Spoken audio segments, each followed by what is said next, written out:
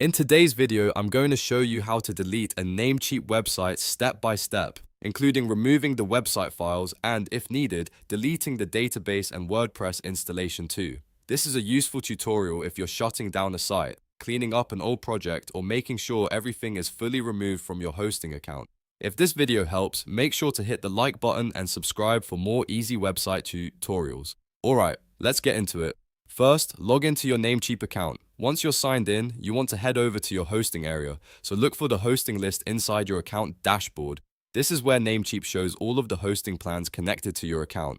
Next, find the hosting account that contains the website you want to delete. If you have more than one website or hosting plan, make sure you pick the correct one, because this step is important if you want to avoid removing the wrong site. Once you've found it, click Go to cPanel. This will open the control panel for that hosting account. Inside cPanel, look for File Manager and open it. File Manager is where all of your website files are stored, and this is the main place where you can delete the actual site content. After File Manager opens, go to the website's document root folder. In most cases, this folder is called public/HTML, but depending on your setup, it may be inside a different folder if you're using add-on domains or subdomains. Once you're in the correct folder, take a moment to confirm that you're in the right location before deleting anything. You should see the website's files and folders, including things like WordPress files, images, themes, plugins, and other site data. Select the files and folders you want to remove. If this folder only contains the website you want to delete, you can select everything inside it. After selecting the files, click Delete. Namecheap or cPanel will usually ask you to confirm the deletion, so make sure you read the warning carefully before proceeding. Once you confirm, the website files will be removed from your hosting account. At this point, the front end of the site should no longer load because the core files are gone. Now, if your website uses a database, there is one more important step. Many WordPress sites and other dynamic websites store content in a database, so deleting files alone may not fully remove the site.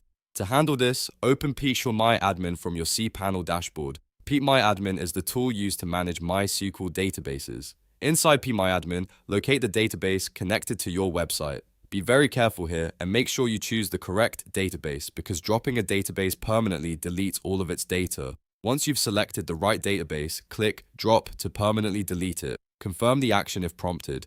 This removes the database and helps ensure the website is fully deleted from your hosting account. If you installed WordPress through Softaculous, there's one more place you should check.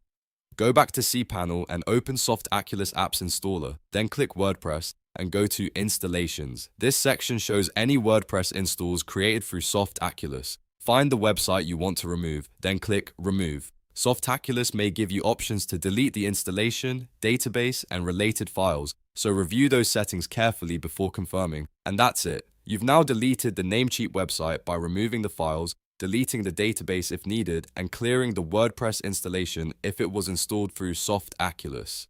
If you found this tutorial helpful, please give it a like and subscribe for more simple step-by-step guides just like this. Thanks for watching, and I'll see you in the next one.